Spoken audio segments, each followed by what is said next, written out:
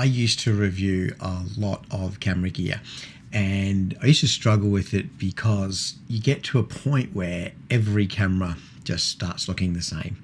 It's not that interesting comparing a Nikon to a Canon to a Sony to a Lumix.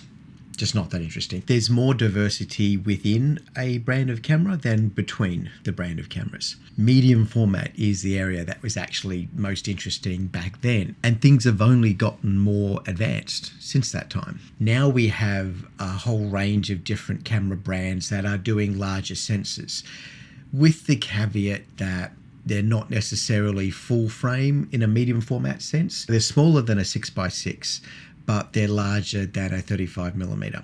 So they're pretty big. I remember when I first tested the Pentax 645Z, and it was kind of a chunky monkey. It's not a small camera.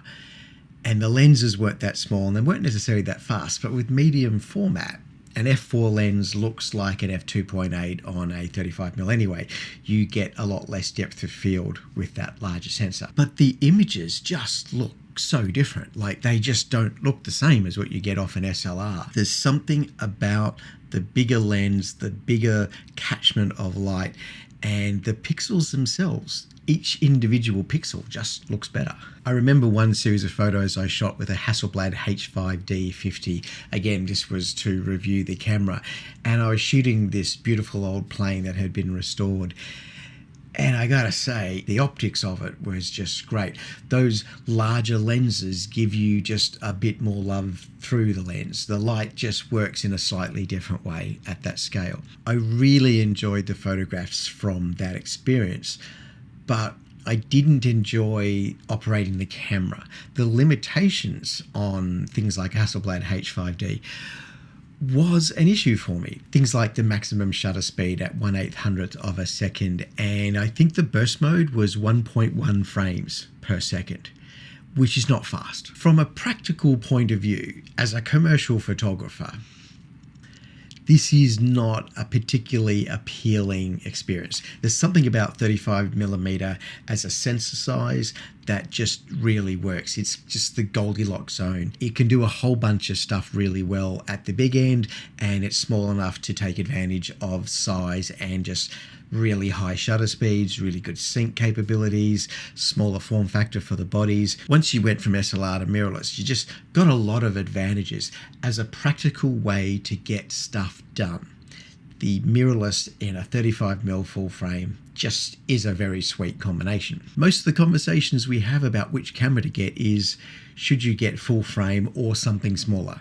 We tend to think of, should we go for APS-C, like the partial frame, things like the Fuji X series, or should we go to micro four thirds, like the Lumix G series? We're using the 35mm as the benchmark. That's always our starting point. We don't so often think about what happens when you head up the hill and get a bigger camera. Now, I have to say, I haven't reviewed any of the newer medium format systems, not since the H5D. I haven't reviewed the GFX systems with Fuji. I haven't reviewed the X1D or X2D from Hasselblad either. There's a lot of cameras I haven't actually reviewed, and that's okay. So on the one hand, most people are having their conversations about the smaller camera systems.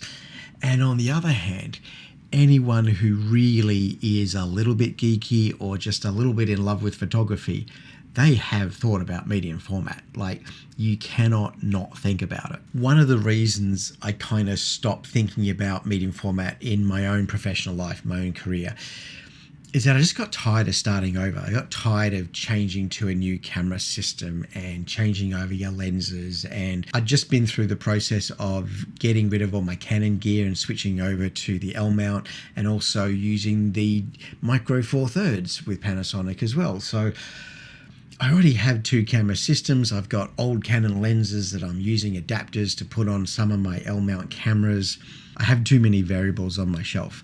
The last thing I wanted was to open the gate to yet another camera system. And the last time that I got really serious about, do I want a medium format, it was the Pentax 645Z. And that camera, the images were just beautiful. I remember blowing up a really big print, and it was handheld, and it's only a 40 megapixel camera, that one, and it was handheld, and it just looked better than any image that I had taken in that same spot. It was in the Flinders Ranges.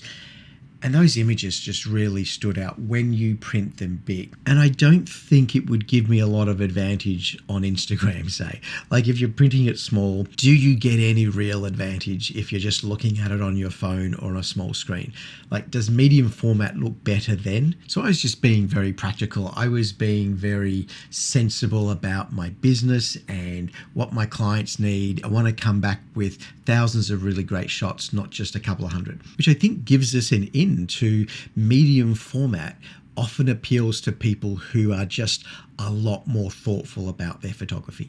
They are thinking more about what they're doing. They are putting more time into each and every single shot.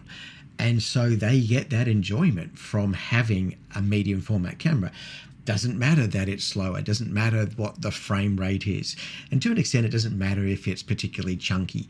Chunky is fine if you are dedicated to your craft. There's a nice fellow I've been talking to this week called Eric, and he has some really good experience with the Fuji GF series.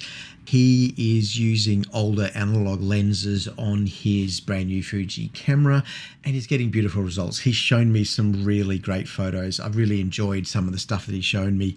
And I've enjoyed his conversation because his point is you don't need to buy a £3,000 lens to get something good out of that medium format camera. You can put an older analog lens onto something like the GFX 50 or GFX 100 and you get great results. You can expect something really nice even if you're not using the best lenses. That larger sensor, the pixels aren't packed in as tight, and it's not putting as much pressure on the glass that you're shooting. It's not magnifying your lens the way that a Micro Four Thirds does. Any flaw or anything that's not quite right on a Micro Four Thirds, it is going to show up. It is going to give you trouble. It's one of the reasons you don't see 60 megapixels on a Micro Four Thirds camera, because just the pixel density, like that's just so tight and so small. You're making it very hard for a lens to keep up. I do have another friend who I know is going to have some thoughts about medium format camera, Peter Fritz. He has a really interesting channel that's got a lot of Porsches and a lot of very fancy cameras on it. And I'm pretty sure he's out there with at least an X1D and probably an X2D. And I'm looking forward to seeing his experience with the latest of the Hasselblads. And I didn't even know how much these cameras cost. Like, maybe I should Google that. A Hasselblad X2D 100C. It's over $12,000 for the Hasselblad X2D Mark II. It's a 100 megapixel sensor. It's actually pretty good value. I think that's a pretty good price. I mean, it's a great camera. And it's got inbuilt stabilization, so that's new. It's got phase detection autofocus, so they've come to the party, and a terabyte of built-in SSD. Okay, that sounds like a lot of camera for that value. That's pretty good. For the most part, this seems like it would be fun for me. If I spend 3 times as much on my camera, I'm going to feel like I've got to work 3 times as hard too. So maybe at some point we need to get Peter on and let him tell us why it is that he is so drawn to a camera like that. Whenever I look at some of these brand new cameras and I look at something newer than I've got now, and keeping in mind that my wife is still shooting with the Lumix S5. That's not the S5 Mark II. It's definitely not the S1R Mark II. It's the S5. It's the first of the little Lumix full-frame cameras that they came out with maybe 4 or 5 years ago. And that is a great camera, and there's just no need for her to upgrade. She's not interested in getting something new. Whereas I get that little twinkle in my eye about, oh yeah, something new. I would like something new. I'd like to waste some money and get something new. It's that whole thing about buying a new camera. It's not going to change your photography. It's not going to suddenly make you a better photographer. We all know this. We've all heard this. Doesn't mean we don't want to buy that new camera. Although in my case, I got to admit, I just like getting smaller and smaller. As full-frame cameras get smaller and smaller, I get happier and happier. And I especially like just being able to use the lenses I've got and not have to go out and get a whole bunch of new ones and not have to think about how I can adapt some of my older lenses to the new camera. I just want to take photographs. I don't want to be wedded to the gear. So I do look in on envy a little bit with guys like Eric and his great big GFX, guys like Peter with his lovely Hasselblad. I have a little bit of envy. I look in on what they're doing. But the thing is, I can't do everything. I can't enjoy every single camera that's out there. I can't invest in a different lens system and a different camera and try out this. And I'm just not going to get the best out of any of my gear if I'm not just simplifying a little bit. Having one camera system and a bunch of lenses for that camera system, I think is a really good idea. I think that's a good way to enjoy your photography, not overcomplicating it. Maybe deep down it just shows I'm not ambitious enough. Maybe that's the thing. For me, it always comes back to scale. It's always a question of scale. How big are you going to go with your images? How big? Because the bigger you go, I think the better value you're getting from a medium format system. The bigger you do your prints, it's easier to justify. It makes more sense, because if you have really, really big prints and you can step right into that detail, that's a really lovely thing. That really is. And the truth is that the scale that I'm operating at with magazines and the occasional print, I'm not getting value out of that. I'm not operating at that scale. For the most part, I'm very happy with the mirrorless systems that I'm using. I just kind of wish I could play a little bit every now and then. I just wish I could just step in there and have a bit of fun and step out again. If you have some thoughts on medium format photography and you would like to share some of it with me, I'd love to see your comments. So drop a line and we'll chat to you in a couple of days.